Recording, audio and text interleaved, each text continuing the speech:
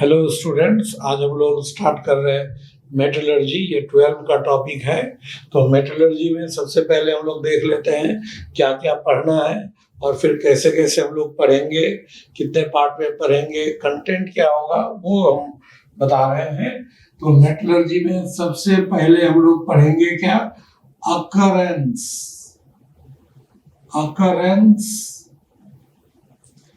Of metals. Metal किस तरह से नेचर में एग्जिस्ट करता है, अकरेंस ऑफ मेटल। दूसरा इसमें पढ़ेंगे ये मिनरल्स। तीसरा ores.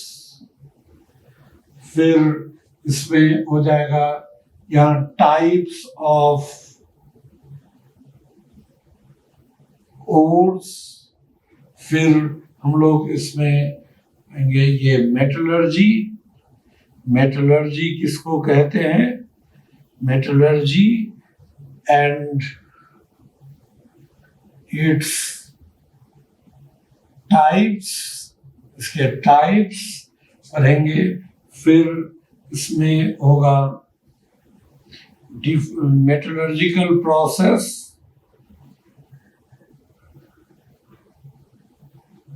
metallurgical process of different metals,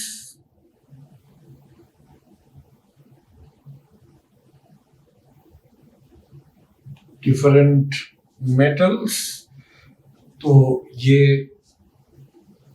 हम लोग इसी में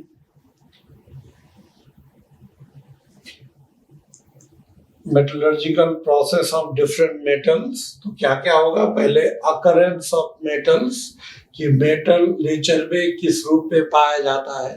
फिर मिनरल्स क्या होता है, फिर ओर्स क्या होता है। फिर इसी में हम लोग जैसे पढ़ेंगे ओर का टाइप क्या है। ओर का टाइप के बाद हम लोग इसमें ये पढ़ेंगे यहाँ पर जैसे गैंग एंड ड्रॉस के बारे में पढ़ेंगे, गैंग एंड ड्रॉस। तब फिर मेटलर्जी क्या है और मेटलर्जी कितने तरह के होते हैं। फिर हम लोग इसमें पढ़ेंगे ये मेटलर्जी में ही डिफरेंट स्टेप्स ऑफ मेटलर्जी इसमें पढ़ेंगे। फिर जब डिफरेंट स्टेप्स ऑफ मेटलर्जी हम लोग पढ़ लेंगे जिसमें कंसंट्रेशन आएगा, रिडक्शन आएगा, फिर इसका प्यूरिफिकेशन ऑफ मेटल्स आएगा, रिफाइनिंग ऑफ मेटल्स, उसके बाद finally metallurgical process of different metals जो हमारे सिलेबस में है वो आएगा। इसमें हम लोग कवर करेंगे इस पूरे पार्ट को, पूरे इस चैप्टर को, मेटलर्जी को कई पार्ट में इसका वीडियो आएगा। और इसमें हम लोग नीट से लेकर जेई मेंस, जेई एडवांस के कंटेंट को भी इसमें कवर करेंगे, है ना। इसलिए ये काफी रिच इन कंटेंट होगा और इससे रिलेटेड इसको पढ़ने के बाद इसका क्वेश्चंस आप लोग किसी भी बुक से, अच्छे बुक से बना लेंगे तो वहाँ आपको तब इसमें कॉन्फिडेंस आएगा। फाइनली सबसे अंतिम में जब ये खत्म हो जाएगा तो मैं एक स्पेशली इसका जो जितने भी क्वेश्चंस आते हैं जितने तरह के, वो क्वेश्चन सेशन एक हम लोग कर लेंगे। तो इस तरह से ये चैप्टर का ये स्ट्रेटेजी है, इससे हम लोग आगे बढ़ेंगे। तो इसमें सबसे पहले है occurrence of metals. Occurrence of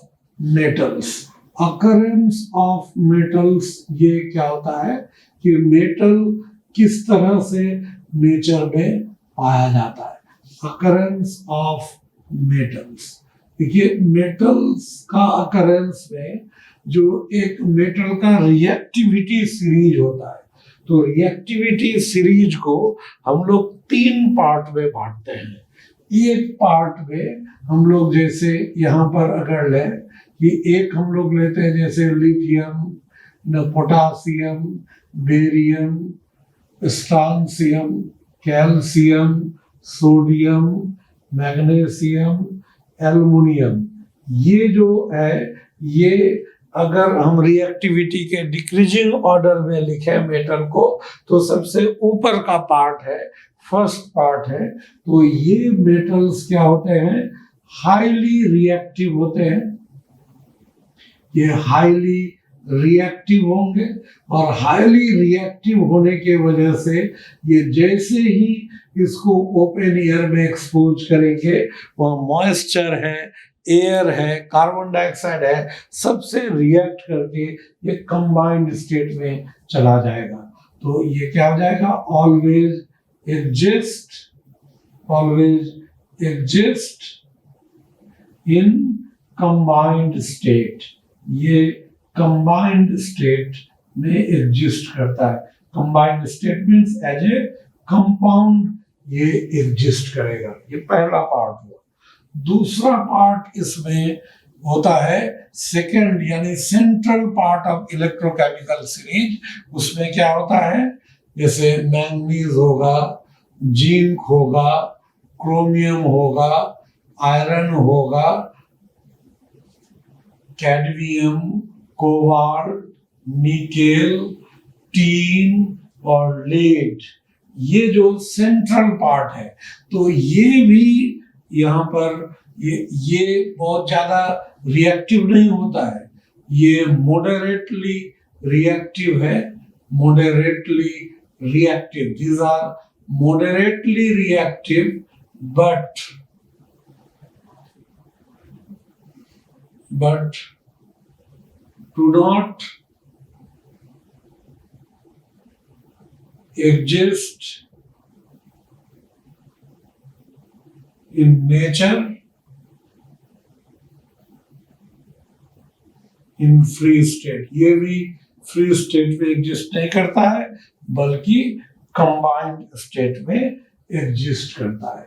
फिर हम लोग लेते हैं तीसरा इसमें हम लोग लेंगे क्या? जो नीचे हाइड्रोजन के नीचे जो जैसे बॉटम पार्ट है इलेक्ट्रोकेमिकल सीरीज का, कॉपर, मरकरी, सिल्वर, गोल्ड और प्लैटिनम, ये सब नोबल मेटल्स होता है।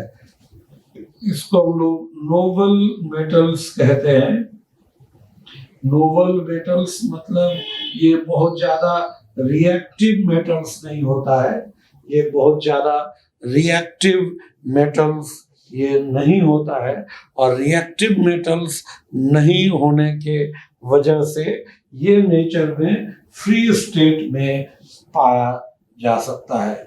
तो may exist in free state, may exist in free state, but it doesn't mean that they only exist in free state। ऐसा जरूरी नहीं है, वो कंबाइंड स्टेट में भी एग्जिस्ट कर सकता है, लेकिन ये सब कम रिएक्टिव होता है, इसलिए ओपन एटमॉस्फेयर में अगर छोड़ भी देंगे तो जल्दी किसी से रिएक्ट नहीं करेगा, इसलिए ये फ्री स्टेट में भी एग्जिस्ट कर सकता है।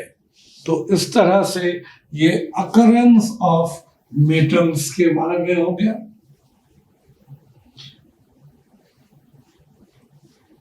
तो अब इसमें क्या इस तरह से हम लोग कह सकते हैं 10 ये मेटल्स एग्जिस्ट इन, ये किस तरह से एग्जिस्ट करेगा? तो सबसे पहला इसमें क्या हो सकता है? मेटल पहला हो जाएगा एग्जिस्ट इन फ्री स्टेट, या इसको नेटिव स्टेट कहते हैं। फ्री स्टेट में रहेगा और कुछ इम्प्योरिटीज रहेंगे इसमें।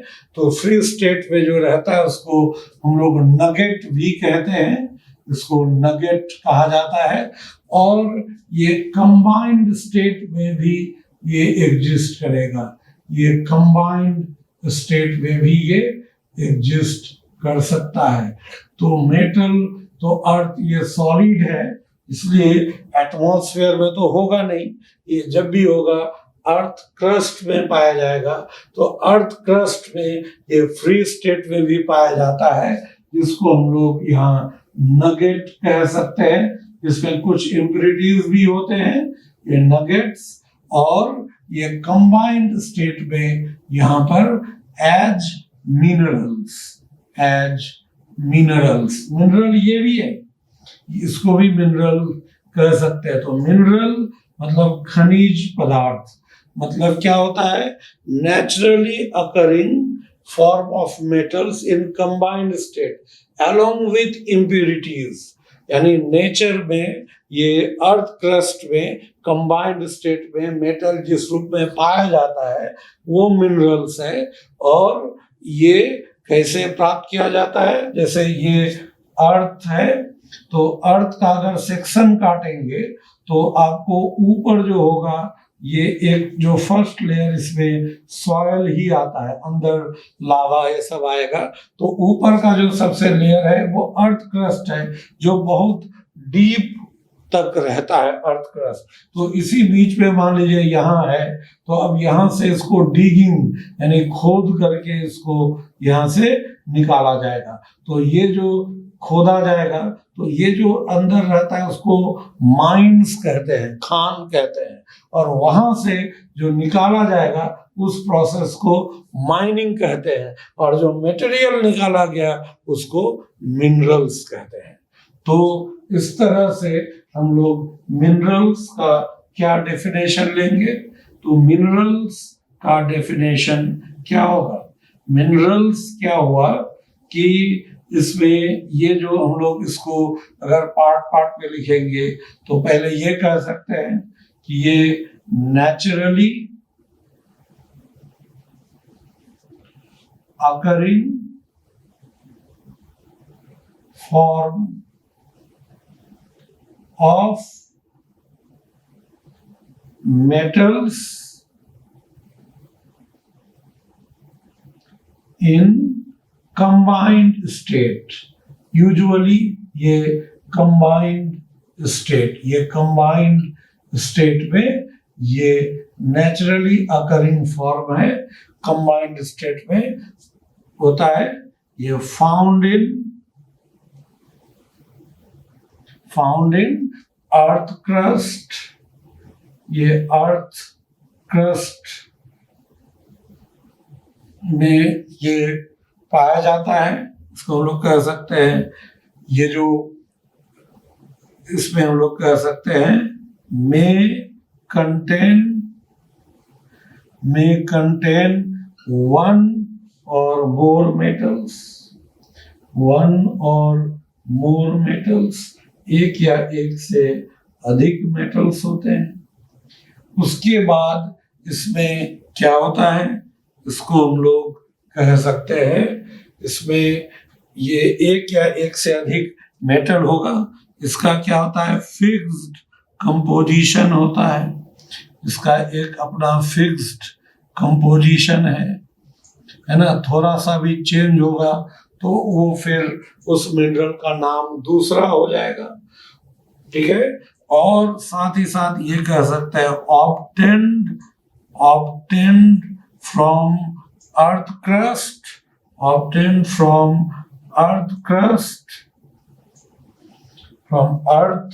Crust by mining. इसको हम लोग माइनिंग, इस तरह से हम लोग ये माइनिंग इसको हम लोग कह सकते हैं। तो ऑब्टेन फ्रॉम माइनिंग, ये माइनिंग से इसको प्राप्त किया जा सकता है। तो क्या हो जाएगा, मेटल नेचर में एग्जिस्ट करेगा फ्री स्टेट में, ठीक है। एक बार फिर समझ लें, फ्री स्टेट में एग्जिस्ट कर सकता है। कुछ मेटल्स को हमने बताया कि वो फ्री स्टेट में एग्जिस्ट कर सकता है, और फ्री स्टेट में विद सम इम्प्यूरिटीज वो नगेट्स कहलाएगा, और कंबाइंड स्टेट में कंपाउंड के रूप में पाया जाएगा तो वो मिनरल्स, ये नगेट भी मिनरल्स ही है। तो मिनरल क्या हुआ, ये जनरली हम लोग कि naturally occurring form of metals in combined state. ये कहाँ पाया जाता है? अर्थ क्रस्ट में पाया जाता है। इसमें एक या एक से अधिक मेटल होते हैं, इसका कंपोजिशन फिक्स होता है और इसको माइनिंग से प्राप्त किया जा सकता है। तो ये हो गया इस तरह से मिनरल्स के बारे में। अब हम लोग यहाँ लेते हैं मिनरल्स के बाद इस पे हम लोग अब लेते हैं ores.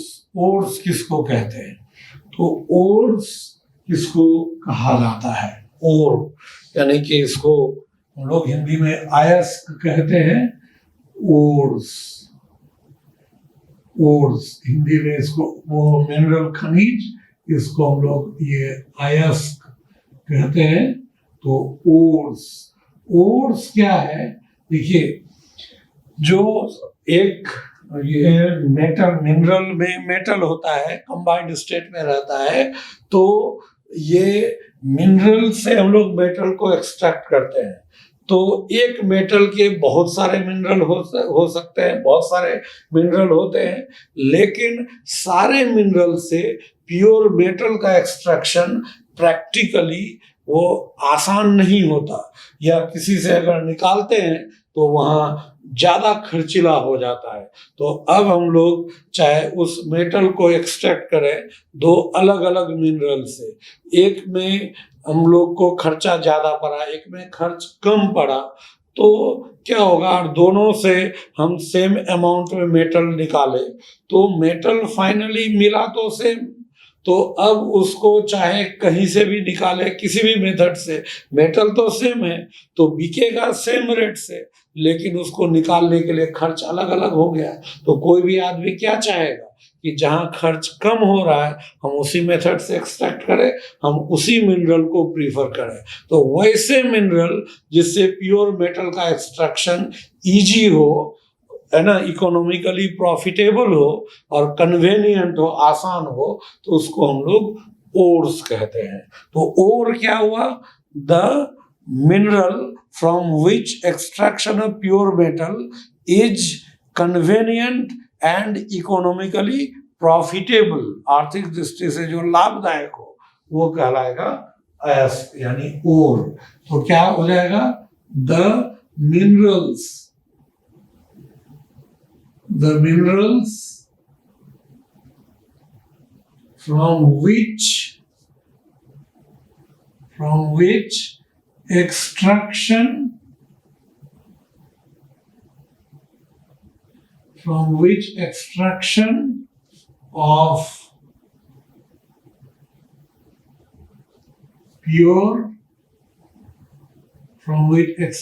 of pure metal is convenient and economically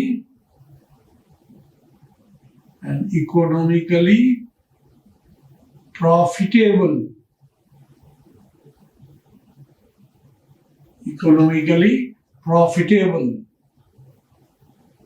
are called ores।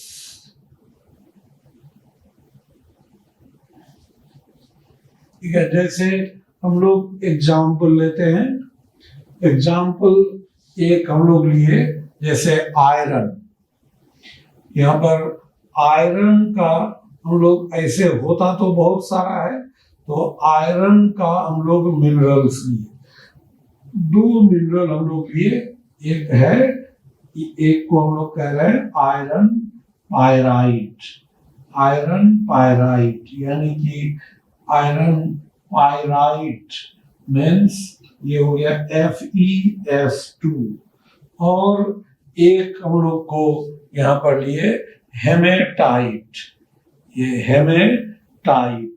तो हेमेटाइट हम लोग लिए, तो इसमें हम लोग यहाँ पर क्या हो जाएगा? हेमेटाइट में Fe2O3। ये जो होगा यहाँ पर हेमेटाइट और यहाँ आयरन पायराइट, ये दो ओर है। इसके अलावा और भी बहुत सारे होते, दो मिनरल है। ये मिनरल्स ये दो मिनरल हम लोग लिए, मिनरल्स ऑफ आयरन। इससे जब हम लोग आयरन एक्सट्रैक्ट करते हैं तो ये कॉस्टली होता है और इजी नहीं होता। तो यहाँ extraction of iron is not easy and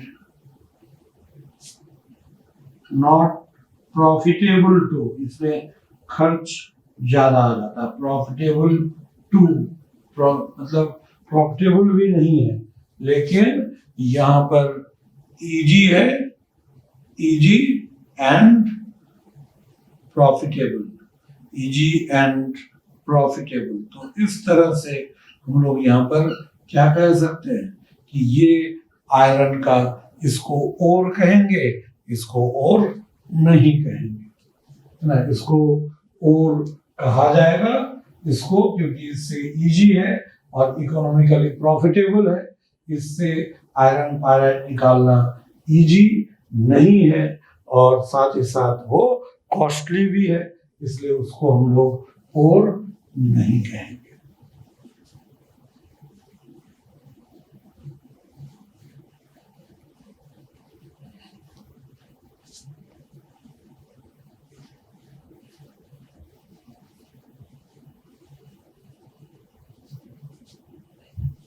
उसी तरह से हम लोग, है ना, यहाँ पर ये जो है ये मिनरल ही रह गया, ये और नहीं हुआ, वो और उसको कह सकते हैं। उसी तरह से हम लोग दूसरा एक एग्जाम्पल मान लीजिए, कोई एक मेटल है, तो यहाँ ऐसे मिनरल्स ऑफ ए मेटल, एक मेटल है कोई, उसका 3 मिनरल है, इसमें एक X है, एक मान लीजिए Y है और एक यहाँ पर इस तरह से ये Z है। यहाँ पर ये परसेंटेज ऑफ मेटल्स, ये मेटल का जो परसेंटेज है, इस जगह मान लीजिए यहाँ पर ये इस जगह 15% है मेटल का परसेंटेज, यहाँ मेटल का परसेंटेज जो है इस जगह 15%, यहाँ पर मान लीजिए ये 66% ये हो जाएगा, और यहाँ पर 71%। इस तरह से हम लोग लिए। और यहाँ जो एक्सपेंडिचर है, एक्सपेंडिचर खर्च जो इसका लेते हैं, एक्सपेंडिचर ये पर केजी ऑफ मिनरल, मिनरल का 1 केजी लिए, उससे मेटल का एक्सट्रैक्शन हम लोग कर रहे हैं, तो मान लीजिए यहाँ 35 रुपीज है ना, 1 केजी मिनरल से ये हम लोग मेटल अगर एक्सट्रैक्ट करते हैं तो उसमें 35 रुपीज कॉस्ट आता है, यहाँ 45 रुपीज कॉस्ट आता है, यहाँ पर ये 100 रुपीज कॉस्ट आता है।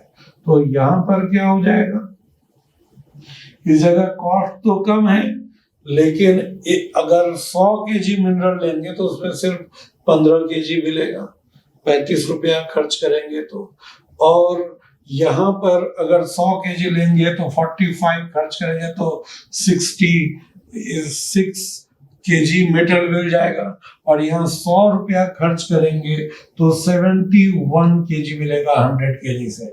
यानी कि उस हिसाब से देखिए तो यहाँ पर डिफरेंस सिर्फ 5% का है इसमें मेटल के परसेंटेज में, लेकिन कॉस्ट में बहुत ज्यादा का अंतर है। इसीलिए यहाँ पर क्या हो जाएगा, ये भी इसको नॉट एन और, इसको भी सुइटेबल नहीं मानेंगे, ये भी सुइटेबल नहीं होगा, ये कॉस्टली हो जा रहा है, तो नॉट एन और ये क्या हो जाएगा यहाँ पर ये एन और।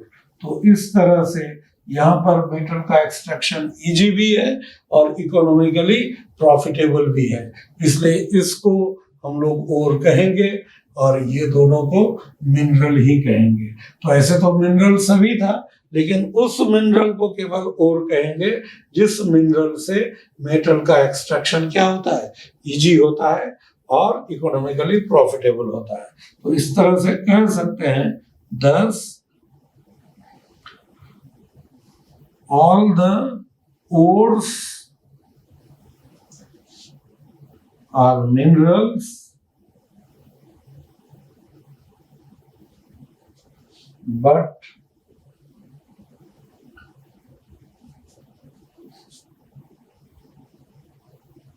all the minerals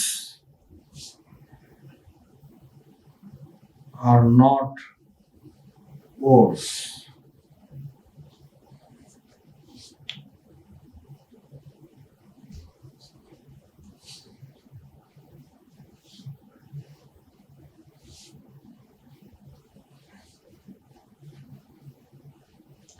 ये और के बारे में हो गया।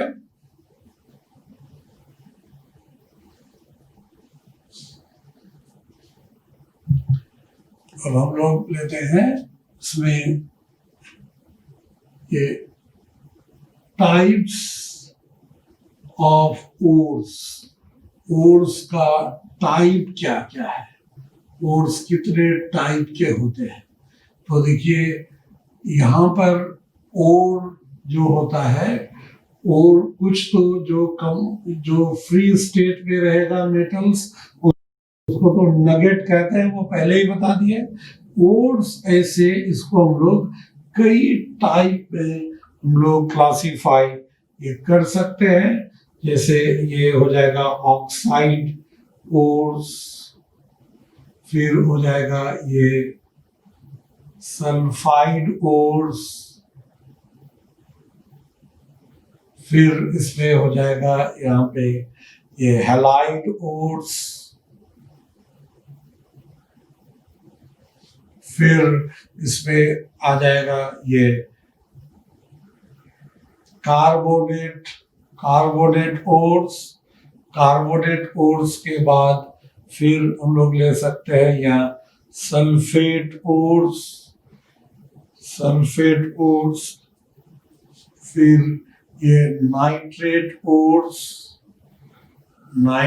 ओर्स, फिर उसी तरह से आ जाएगा क्या ये फॉस्फेट ओर्स। ये मेन ये ओर्स होता है। इसके अलावा सिलिकेट ओर्स और भी अलग अलग ओर्स है। उस ओर्स के बारे में हम लोग इसमें पढ़ेंगे। तो अब एक एक करके इसमें कौन कौन से ओर है, उसका कंपोजिशन क्या है, ये हम लोग देखते हैं। ये ऑक्साइड ओर कौन, जैसे corundum Al2O3, diaspore Al2O3H2O, bauxite Al2O2H2O। देखिए सिर्फ वाटर या एक भी नहीं है, या एक है या दो है। कंपोजिशन चेंज, नेम चेंज, इसलिए मैंने बोला था पहले कि इसका फिक्स्ड कंपोजिशन होता है।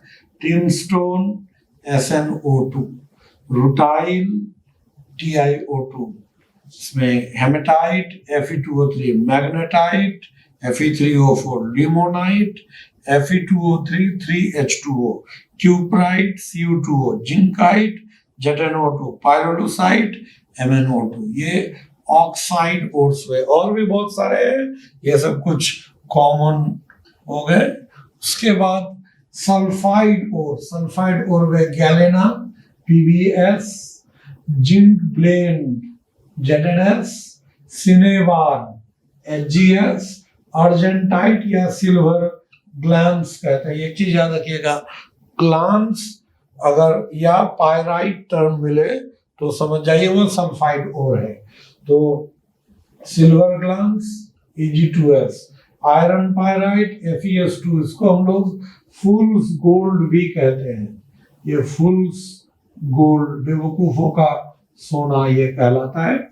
कॉपर पायराइट CuFeS2, चैल्कोसाइट या कॉपर ग्लांस Cu2S, बोर्नाइट या पीकॉक ओर, ये एग्जाम में पूछा हुआ भी है, पीकॉक ओर CO5FeS4, ये हो जाएगा सल्फाइड ओर्स।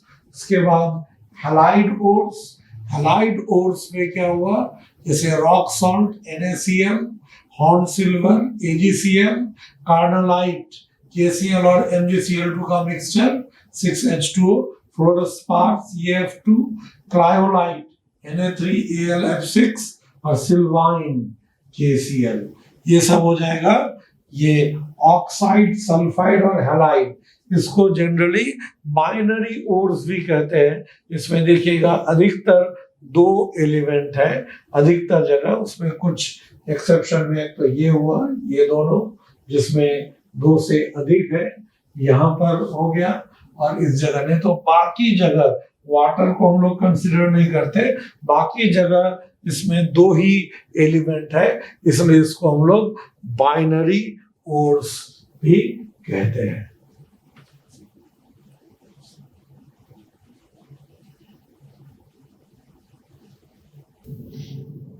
यह ऑक्सीओर्स, ऑक्सीओर कार्बोनेट और में magnesite MgCO3, limestone CaCO3, dolomite CaCO3 MgCO3, calamine ZnCO3, malachite CuCO3 CuOH2, एजुराइट CuOH2 2CuCO3, सेल्यूसाइट PbCO3, सीडराइट FeCO3, ये कार्बोनेट ओर्स है।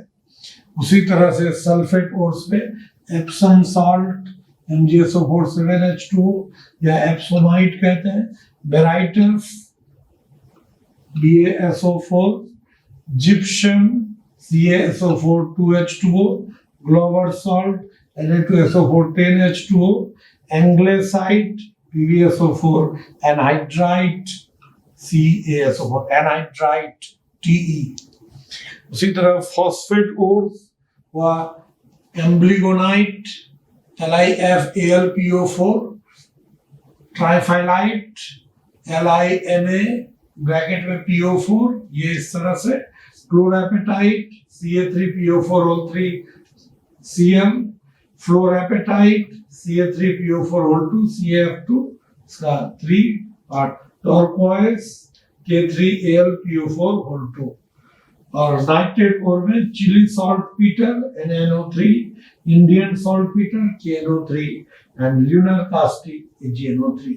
ये सब हो गया different type of ores, different type of ores के बारे में ये हो गया। अब हम लोग इसके बाद हम लोग लेते हैं क्या, ओर्स हो गया। अब इससे मेटल का एक्सट्रैक्शन, तो पहले हम लोग ओर्स हो गया, मिनरल हो गया, ओर का टाइप हो गया। अब क्या होता है कि ओर में कुछ इम्प्यूरिटीज प्रेजेंट होते हैं, और ओर में इम्प्यूरिटीज है तो उस इम्प्यूरिटीज को हम लोग गैंग और मैट्रिक्स कहते हैं। तो नेक्स्ट हम लोग अब यहाँ पर कहते हैं ये गैंग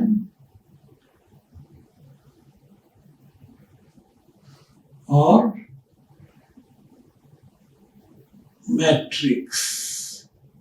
गैंग और मैट्रिक्स किसको कहते हैं, जो अनवांटेड मटेरियल है ओर में, है ना। ओर जो होता है ये एक्चुअली ओर में मेटल होता है, मेटल कंपाउंड जो होगा वो मेटल कंपाउंड होगा, और प्लस कुछ इम्प्यूरिटीज होता है, इम्प्यूरिटीज होगा।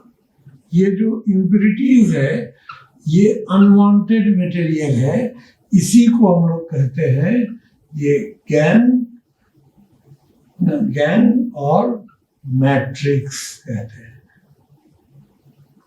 मीन्स यानी कि इसका डेफिनेशन क्या होगा, the impurities present in ore are called gangue और matrix unless and until we remove these impurities, it is quite difficult to get और to extract the metal from ore. हम लोग जब तक ओर से इम्प्योरिटी को हटा नहीं लेते मेटल का एक्सट्रैक्शन करना पॉसिबल नहीं होता। इसलिए इम्प्योरिटी को हटाना होता है और उस प्रोसेस को हम लोग कंसंट्रेशन ऑफ ओर या ओर ड्रेसिंग या ओर बेनिफिकेशन भी कहते हैं। तो सबसे पहले तो गैंग और मैट्रिक्स क्या हुआ? द impurities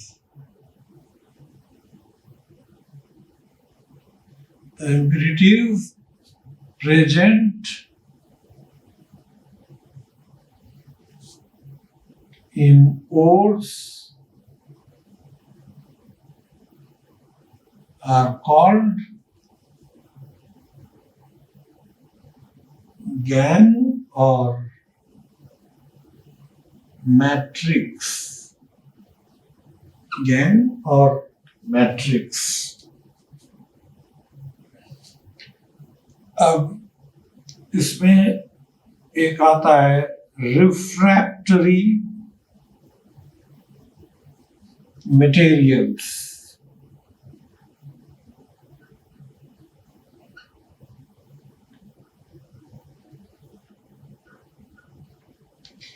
रिफ्रैक्टरी मटेरियल्स किसको कहते हैं? ये भी गैंग ही है या मैट्रिक्स ही है, लेकिन जैसे इम्प्योरिटीज कुछ है जो गर्म करने से पिघल जाएगा या उसको झाड़ देंगे हट जाएगा, धो देंगे हट जाएगा, लेकिन कुछ इम्प्योरिटीज ऐसे हैं इसको कितना भी गर्म करें वो पिघलेगा ही नहीं, तो उसको हम लोग रिफ्रैक्टरी मटेरियल्स कहते हैं। तो the impurities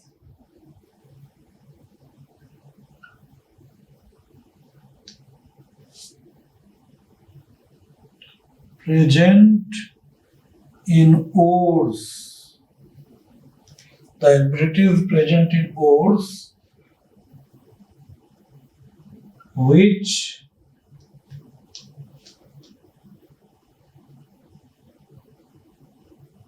remain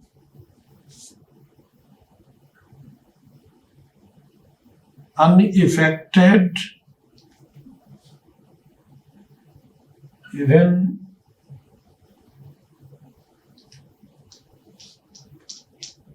at high temperature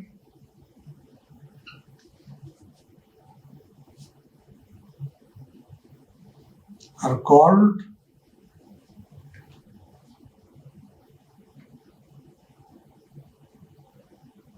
refractory materials। तो रिफ्रैक्टरी मटेरियल्स क्या हो जाएगा? दे आर नॉट फ्यूजिबल, मतलब ये पिघलने वाला नहीं है ना। ये रॉकी मटेरियल होता है, चट्टान जैसा होता है या मिट्टी, ये सब जो होगा तो ये पिघलने वाला नहीं है। तो ये सब का इम्पोर्टेंस भी है, यूज भी है। यूज क्या है कि जो भट्ठी होता है, जो हम लोग फर्नेस बनाते हैं भट्ठी मेटलर्जी में, तो उसके अंदर का जो लेयर होता है वो, जैसे ये अगर मान लीजिए भट्टी है, यहाँ आग जलेगा तो ये जो अंदर का लेयर होता है, ये लेयर बहुत ज्यादा हीट करने से पिघलेगा भी नहीं और साथ ही साथ ये हीट का इंसुलेटर होगा, हीट को बाहर भी आने नहीं देगा। तो वो इस जगह जो इनर लाइनिंग, अंदर का जो अस्तर बनाया जाता है वो रिफ्रैक्टरी मटेरियल से बनाया जाता है। जैसे हीटर देखते होंगे तो हीटर में जो कॉइल होता है, एक वो इसमें खांच में ग्रूव जो होता है सांचा, उसमें मोल्ड्स में ऐसे कॉइल उसमें फंसा हुआ रहता है सांचे में। तो वो जो मटेरियल है जो क्रीम कलर का होता है, वो मटेरियल वहाँ देखिए कितना कॉइल गर्म हो जाता है फिर भी उस मटेरियल का कुछ नहीं होता। तो वो सब जो होता है रिफ्रैक्टरी मटेरियल्स है। वैसे बिजली के खंभे में जो तार जोड़ता है तो वहाँ देखिएगा चीनी मिट्टी का जो बना हुआ रहता है, तो वो कि ताकि एक तार से दूसरा तार का डिस्टेंस भी रहे और वाटर बारिश जो होता है वो दोनों कांटेक्ट में नहीं आए, वो जो लगा रहता है वो सब भी रिफ्रैक्टरी मटेरियल का ही होता है। तो रिफ्रैक्टरी मटेरियल्स क्या होता है कि they are used for inner linings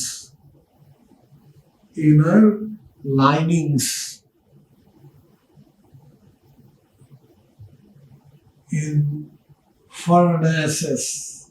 furnace मतलब भट्टी होता है, तो भट्टी में इनर लाइनिंग में इसका इस्तेमाल होता है। और इसके बाद एक होता है ये फ्लक्स। फ्लक्स क्या होता है? ये रिफ्रैक्टरी मटेरियल को डायरेक्ट हटाना ये ओर से पॉसिबल नहीं है, और जब तक इसको हटाएंगे नहीं प्योर मेटल एक्सट्रैक्ट होगा नहीं। तो रिफ्रैक्टरी मटेरियल को हटाने के लिए हम लोग कभी कभी जैसे कपड़े में गंदगी है तो कुछ में है कि लगा झाड़ दिए हट गया, कुछ है कि जल्दी हटेगा नहीं, वो सर्फ में उसको साफ करना पड़ेगा, सर्फ मिलाना पड़ेगा, साबुन लेना पड़ेगा। ठीक उसी तरह रिफ्रैक्टरी मटेरियल है कि ये डायरेक्ट गर्म करने से ये हटेगा नहीं, क्योंकि ये पिघलता ही नहीं है। उसको हटाने के लिए कुछ मटेरियल बाहर से मिलाते हैं, उसको हम लोग फ्लक्स कहते हैं। ये क्या करता है? रिफ्रैक्टरी मटेरियल के साथ मिलकर जो गलने वाला नहीं है उसको गलने वाले पदार्थ में कन्वर्ट कर देता है। तो फ्लक्स क्या हो जाएगा कि the foreign material,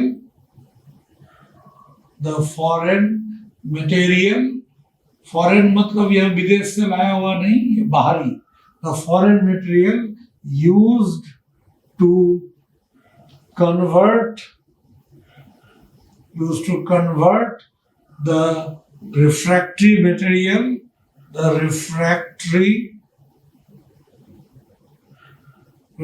materials into fusible material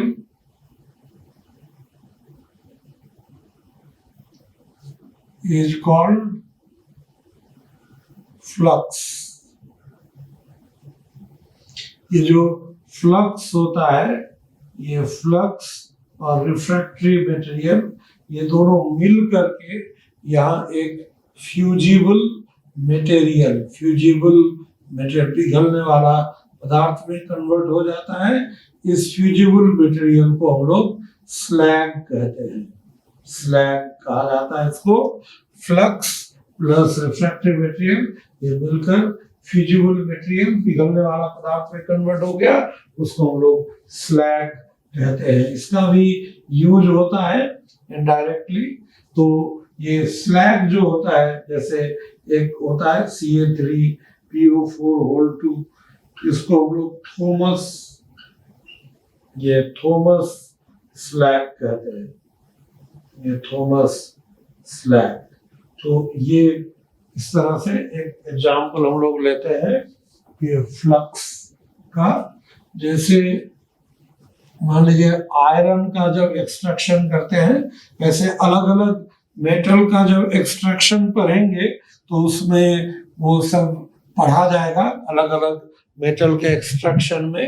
जैसे आयरन में जनरली इसमें SiO2 ये जो होता है ये रिफ्रैक्टरी मटेरियल है, और ये रिफ्रैक्टरी मटेरियल, और इसमें हम लोग CaO ये जो मिलाते हैं ये हो जाएगा फ्लक्स, और CaO इसके साथ मिलकर ये CaSiO3 बना दिया, CaSiO3 calcium silicate, this is the slag. ये पिघलने वाला नहीं है, और ये इसके साथ मिलकर पिघलने वाले सब्सटेंस में कन्वर्ट कर दिया, तो ये रिफ्रैक्टरी मटेरियल ये हो जाएगा फ्लक्स। ये जो फ्लक्स होता है ये फ्लक्स का कई पर्पस होता है। एक तो पर्पस यही है रिफ्रैक्टरी मटेरियल को हटाना, कुछ और भी पर्पस है जो आगे हम लोग एक एक करके, कभी ये कंडक्टिविटी को बढ़ा देगा, कभी मेल्टिंग पॉइंट को घटा देगा। तो ये सब इसका डिफरेंट ये पर्पस है। तो फ्लक्स जो होता है ये एसिडिक फ्लक्स भी होता है। एसिडिक फ्लक्स कब यूज करेंगे? जब बेसिक रिफ्रैक्टरी मटेरियल होगा। बेसिक, यहाँ पर ये एसिडिक है, नॉन मेटल का ऑक्साइड, एसिडिक रिफ्रैक्टरी मटेरियल, तो ये फ्लक्स जो है यहाँ बेसिक है। तो एक बेसिक फ्लक्स हो जाएगा और एक होता है इस तरह से, ये एक होता है ये न्यूट्रल फ्लक्स भी होता है। तो एसिडिक फ्लक्स में तो SiO2 ही आता है और भी है, और बेसिक फ्लक्स में तो CaO एग्जाम्पल है। न्यूट्रल फ्लक्स में ये क्रायोलाइट Na3Al ये भी आता है, ये न्यूट्रल फ्लक्स है। तो इस तरह से ये फ्लक्स हुआ। ये इसका पर्पस अलग अलग जगह अलग है, लेकिन इसका एक जो काफी कॉमन पर्पस है वो है रिफ्रैक्टरी मटेरियल को हटाना। तो ये फ्लक्स एक, इसमें क्वेश्चन पूछा जाता है कि मेटलर्जी के दौरान फ्लक्स को किस स्टेप में हम लोग मिलाते हैं। तो मेटलर्जिकल प्रोसेस में बहुत सारे स्टेप्स होते हैं, उसमें से एक स्टेप होगा जिसको हम लोग स्मेल्टिंग कहते हैं। तो फ्लक्स कौन सा स्टेप में मिक्स किया जाता है? तो ये added in the step of smelting. आगे पढ़ेंगे स्मेल्टिंग क्या है। तो ये स्मेल्टिंग के दौरान हम लोग इसको मिलाते हैं। तो ये हो गया इस तरह से इसका ये बेसिक्स। तो आज के वीडियो में हम लोगों ने क्या पढ़ा? सबसे पहले अकरेंस ऑफ मेटल्स, मेटल कितने तरह से नेचर में एग्जिस्ट कर सकते हैं और किस वजह से वो कंबाइंड स्टेट में और फ्री स्टेट में रहता है, ये हम लोगों ने पढ़ लिया। मिनरल्स किसे कहते हैं, उसके बाद ओर्स किसे कहते हैं, क्या हर मिनरल ओर होता है क्या, वो भी पढ़ लिए। टाइप्स ऑफ ओर्स हम लोग पढ़ लिए। फिर ओर में इम्प्योरिटीज क्या होता है वो पढ़ लिए। और फिर इम्प्योरिटीज में कुछ खास तरह के इम्प्योरिटीज होते हैं जिसको रिफ्रैक्टरी मटेरियल कहते हैं। फिर फ्लक्स ये कहते हैं। एक और होता है ड्रॉस, DROSS, ड्रॉस। ड्रॉस क्या होता है कि जैसे हम लोग ओर से मेटल का एक्सट्रैक्शन कर लिए तो जो मेटल प्राप्त होता है वो प्योर नहीं होता, उसमें कुछ इम्प्योरिटीज होता है। तो मेटल जब हम लोग ओर से मेटलर्जी के द्वारा हम लोग मेटल को एक्सट्रैक्ट कर लिए तो that metal is not 100% pure, it is called crude metal, it will contain some impurities, those impurities are called dross. तो ड्रॉस और गैंग में क्या अंतर हुआ? तो gangue are the impurities present in ores, whereas dross are the impurities present in the metal obtained by the different steps of the metallurgical process. वहां से जो डिफरेंट स्टेप से गुजरते हुए जो फाइनली मेटल मिलता है, that metal is crude metal, it is not 100% pure, it will have some impurities, those impurities are called dross। ठीक है, इसके बाद फिर हम लोग इसके आगे नेक्स्ट वीडियो में पढ़ेंगे।